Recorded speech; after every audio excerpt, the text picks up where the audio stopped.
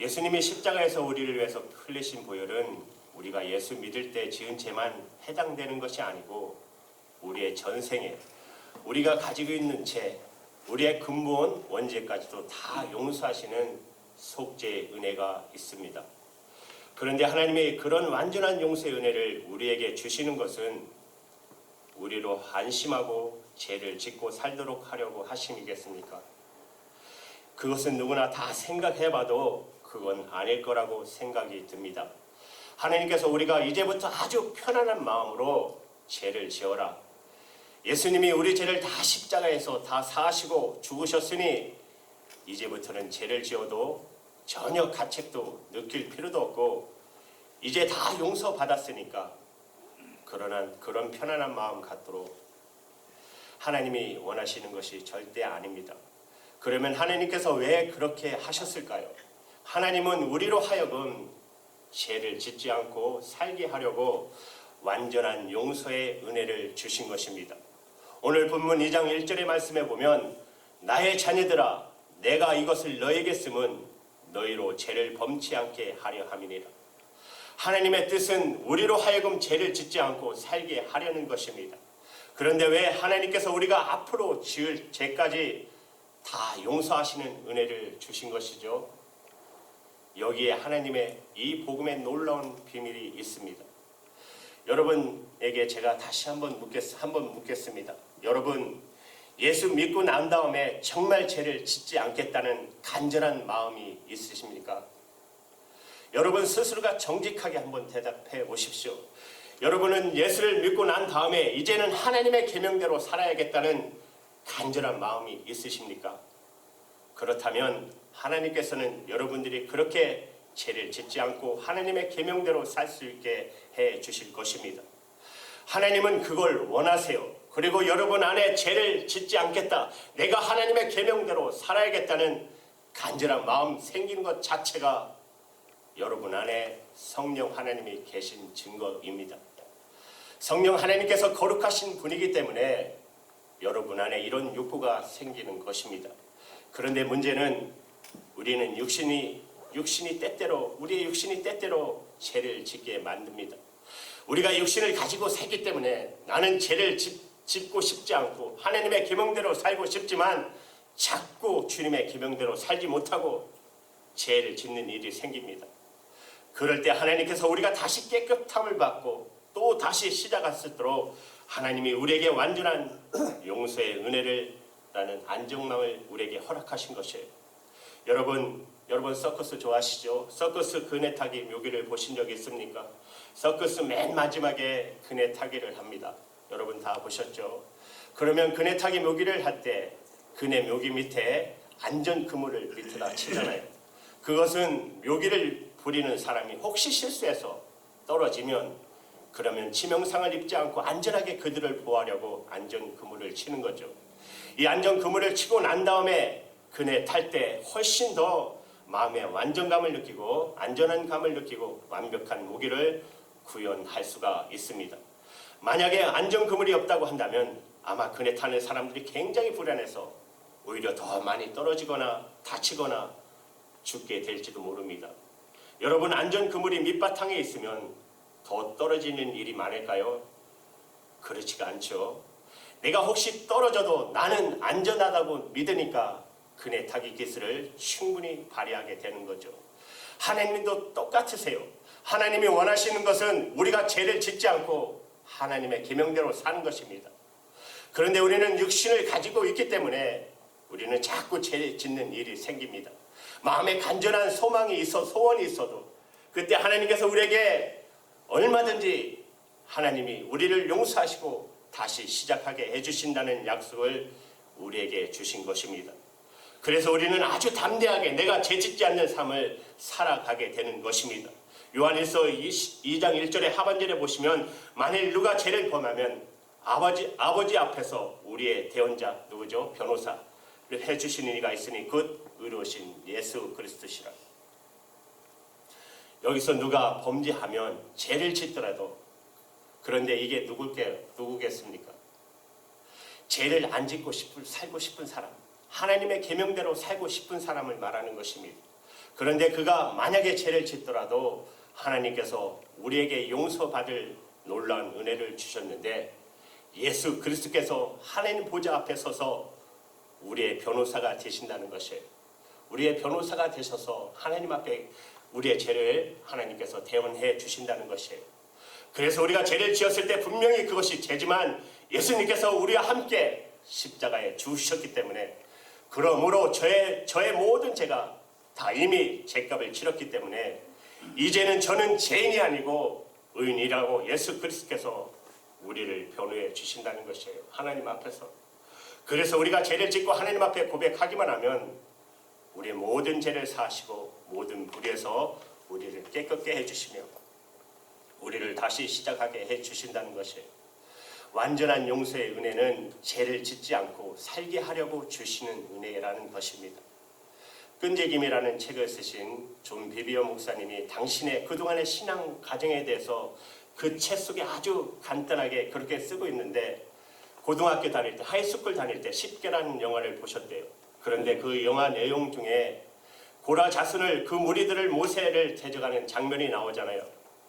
그런데 그 고리 문화들을 땅을 쫙 깔려서 하나님이 땅속에 묻어버리는 그 장면을 보고 얼마나 엄청난 충격을 받았어요. 이 목사님이 어렸을 때. 죄를 지면 저렇게 무서운 벌을 받는구나. 그래서 영화를 보고 집에 돌아와서 하나님, 제가 이제는 절대로 죄 짓지 않겠습니다 라고 기도를 했는데, 그 다음부터 죄를 짓지 않았을까요? 그 다음부터 계속 죄를 짓고 살았대요. 심판이 무서워서 두려움 때문에 하나님, 제가 죄를 짓지 않겠다고 해봐도 죄를 안 짓게 되는 일이 그걸로 되지 않는 일이라는 걸 알았어요. 대학교에 들어가서 전도자를 만납니다. 그 사람이 전하는 복음을 듣고 예수님을 영접해요.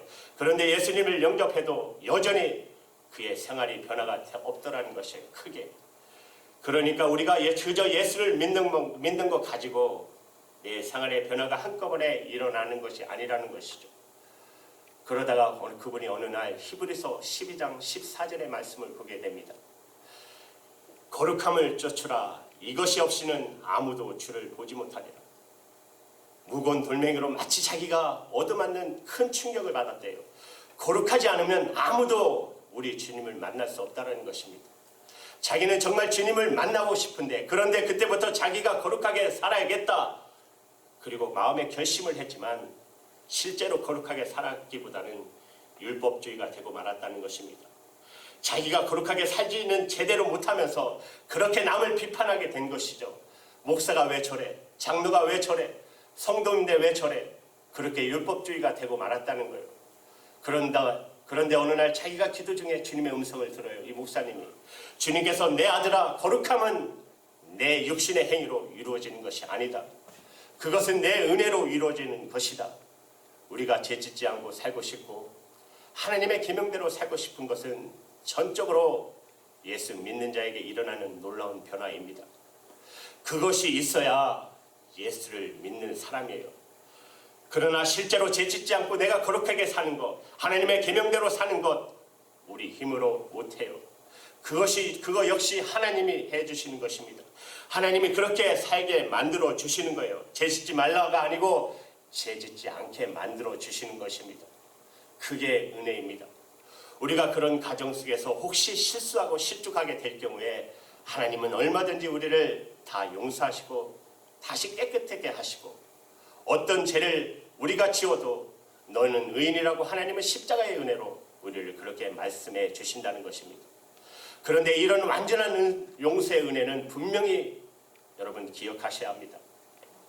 죄를 짓지 않으려고 갈망하는 사람, 하나님의 계명대로 살기를 소원하는 사람에게 해당되는 것이지, 죄를 짓지 않고자 하는 열망이 없는 사람에게는 이것은 전혀 해당되지 않는 은혜입니다.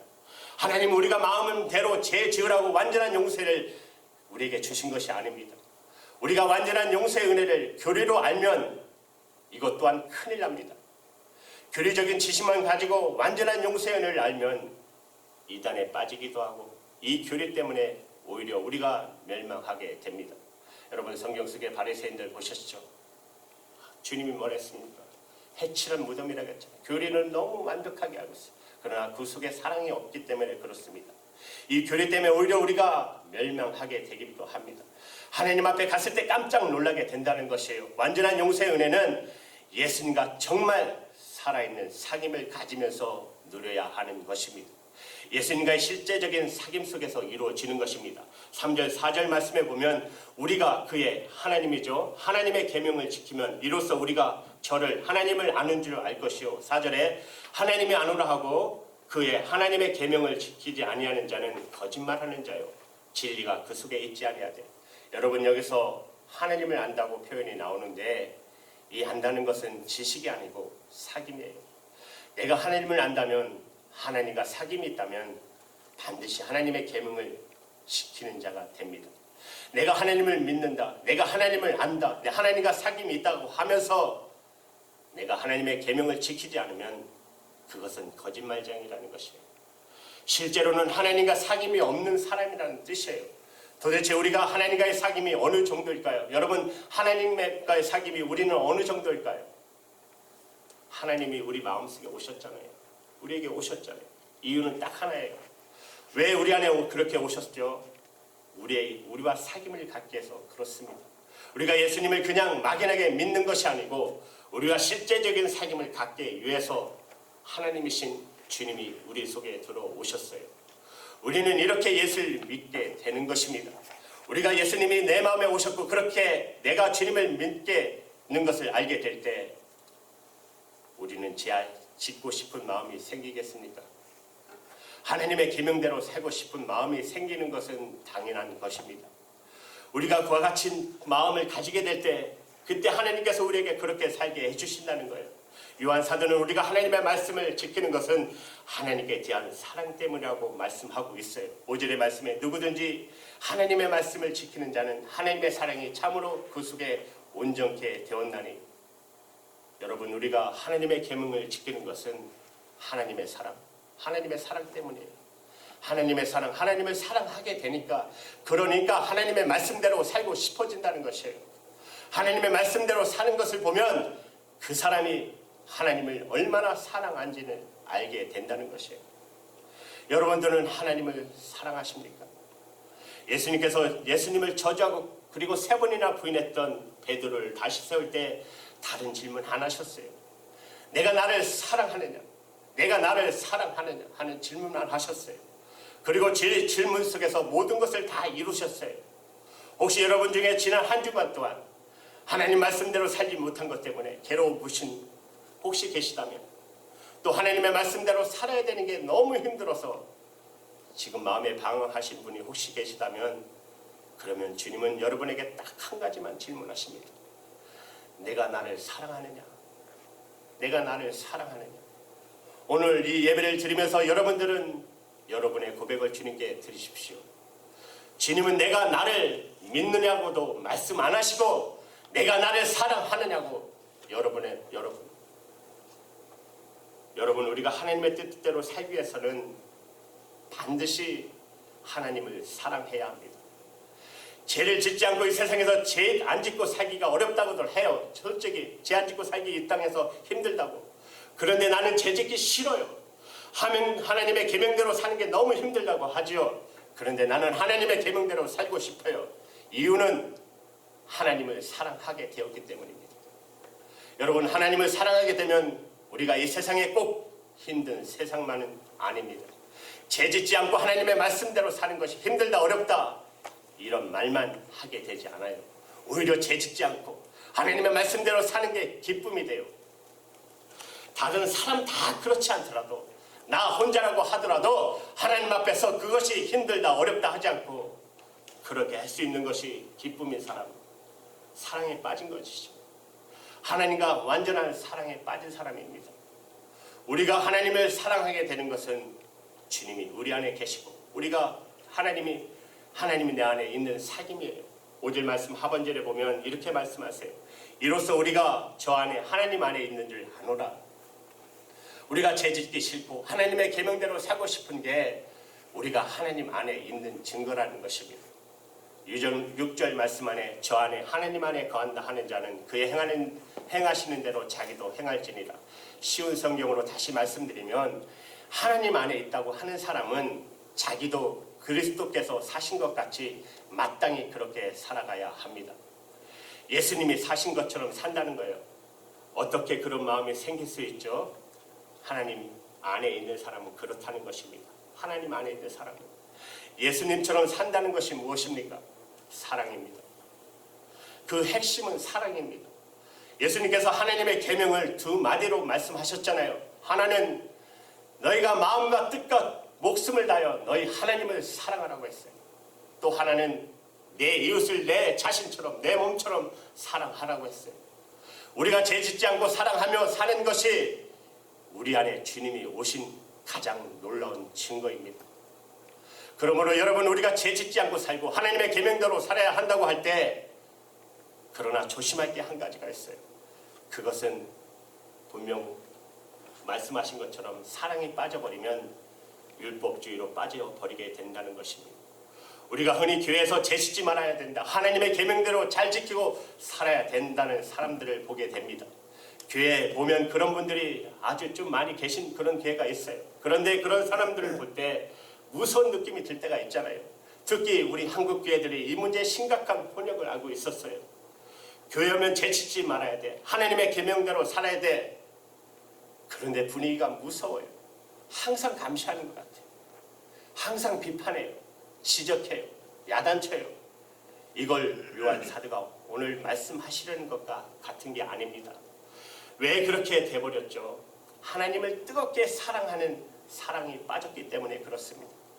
하나님을 뜨겁게 사랑하는 거 없이도 죄짓지 말라, 하나님의 계명을 지켜야 할 수 있어요. 머리에서 나부터 나올 수 있어요. 가슴부터 나온 게 아니기 때문에. 이런 경우가 바로 종교생활 율법주의라고 말하는 것입니다. 프로이드 맥글라 목사님, YM의 유명한 강사이시죠. 그분은 어린 시절에 미국 남부에서 살았었어요. 미국 남부 지역은 아주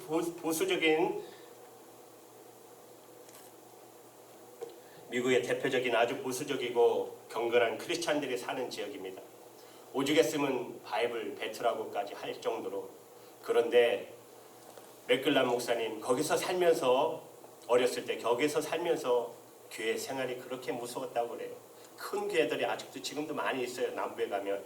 그런데 그렇게 예수 잘 믿고 경건하던 그리스도인들이 흑인 노예를 계속 유지하기 위해서 남북 전쟁을 했어요. 인종차별이 가장 심한 지역이 그 지역입니다. 그렇게 보수적이고 경건한 그리스도인들이 어떻게 그럴 수 있죠? 이것이 율법주의에 빠지면 그렇게 된다는 것입니다. 프로이드 맥글람은 그가 어린 시절에 열심은 대단한데 무서운 그리스도인들을 여러 명 만났다고 해요. 귀에서. 그들은 예수님의 마음으로 사람들을 사랑하는 모습은 별로 없고 다른 사람에 대하여 매우 비판적이었다는 것이에요. 누군가의 결점을 찾아서 눈을 지켜들고 살핀다는 것이에요. 그리고 말 한마디 한마디가 얼마나 무서운지, 그래서 그 어른들이 무서워서 그냥 열심히 자기도 교회를 다닌 거지 신앙생활, 교회 생활이 기쁨이 없었대요. 교회에서 모이는 집회는 많았지만 기쁘지는 않았대요. 찬송가를 부르지만 분위기는 가라앉았다는 것입니다. 겉으로는 거룩한데 얼마나 사랑을 실천하는가가 아니라 얼마나 엄숙하냐가 중요한 기준이었대요. 오죽했으면 예배 끝나는 시간이 얼굴에 가장 은혜로웠다잖아요. 그렇게 기록하고 있어요. 그것도 참 심각한 문제잖아요. 유선적인 모습, 그런 그리스도인들의 유선적인 모습 때문에 어려서 충격을 많이 받았는데, 심각한 것은 어른들은 자기들이 잘못하는 것을 모른다는 거예요. 오히려 자기들은 잘 믿고 있는 줄 알더라는 것이에요. 이런 분위기에서 살다 보니까 자기도 어느덧 그런 그리스도인이 돼버렸다는 것입니다. 끊임없이 죄책감에 괴로워하고 인정받고 칭찬받으려고 노력하고 자신의 약점과 잘못을 사람들이 알까봐 불안하고, 이런 생활을 자기가 어려서 했다는 것이에요. 지금도 교회들의 현실이 아닐까요? 겉으로는 죄짓지 말아야 되고 겉으로는 하나님의 계명을 잘 지켜야 하지만 진정한 마음의 기쁨과 감사, 사랑이 없어졌어요. 왜 그렇죠? 예수님과의 사귐이 없기 때문입니다. 하나님을 사랑하지 않기 때문에 그렇습니다. 하나님과 사랑에 푹 빠지지 않았기 때문에 그렇다는 거예요. 그러니 교리적인 신앙생활에만 그냥 머물게 되는 것이죠. 우리가 하나님을 사랑하게 되면 하나님이 내 안에 계시니 나도 하나님의 안에 있으면 그러면 죄짓고 싶지 않고 하나님의 계명대로 살고 싶지만 다른 사람을 사랑하게 됩니다. 여러분, 우리가 정말 예수를 잘 믿고 그리고 마음의 소원대로 제한짓고 하나님의 계명대로 사는 것은 그것은 하나님을 사랑하면서 오게 되는 것입니다. 성경의 위대한 사람들은 다 하나님을 사랑했던 사람들입니다. 우리도 역시 똑같은 은혜를 받았어요. 제가 존경하는 목사님 중에 한 분이신 김병현 목사님, 전에 설교할 때도 말씀드린 적이 있습니다. 이분이 최근에 책을 하나 쓰셨는데 제목은 아빠, 우리는 왜 이렇게 행복한 거야? 김병현 목사님 사모님은 뇌졸중으로 쓰러지셨어요. 9년째 식물인간으로 계세요. 그 사모님을 간병하시고 그리고 또 자녀를 양육하시고 목회를 잘 하셔요. 저도 가끔 일하면서 목회할 때 조금 힘들다는 그런 느낌이 올 때 이분 생각하면 얼마나 부끄러운지 몰라요. 어떻게 이렇게 하실 수 있을까? 어떻게? 그리고 얼마나 진실하고 솔직하게 자기를 다 내놓고 나누시는 그런 기쁨이 계세요. 목사님 참 존경받는 목사님이세요. 그분이 올리신 글이 페이스북에 올라와 있는데 어느 교회 금요기도에 말씀을 전하러 갔다가 오시면서 쓰신 글이라고 올리셨어요. 이렇게 쓰셨어요. 나는 밤에 이동하는 것을 싫어한다. 특히 호텔이나 모텔 같은 곳을 지나는 것이 싫었다. 이해가시죠?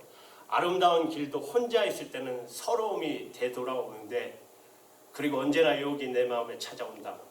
그리움이 마음에 한께서 배어 올라온다. 그래서 싫다. 그러나 어제는 그런 요란한 호텔 모텔 간판들이 전혀 마음에 들어오지 않았다. 그냥 저기 저런 시설들이 있구나 하는 정도로 내가 갈 곳은 아니지. 24시간 예수님과 동행하는 실제를 그 순간에 경험한 하루였다. 어둠이 스며들도록 허락하는 것이 아니라 어둠 속에서 함께 하시는 주님의 손을 붙잡았다.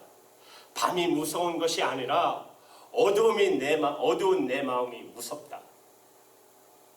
주님과 솔직한 깊은 교제의 사귐을 누리는 목사님이세요. 여러분, 우리가 그저 예수를 믿는다는 수준에 머물지 않고 예수님을 사랑하는 자가 되어야 합니다. 주님의 은혜로 죄짓지 않는 놀라운 기적이 하나님의 말씀대로 정말 사랑하는 기적이 주님을 사랑할 때 우리 안에 일어나는 것입니다. 사랑하는 여러분, 주님을 사랑하십시오. 주님과 하나 되십시오. 주님과 온전히 하나 되는 깊은 은혜로, 그래서 정말 주님과 사랑에 빠지는 은혜를 받으시게 되기를 주님의 이름으로 축복합니다. 기도하시겠습니다. 하나님 감사합니다.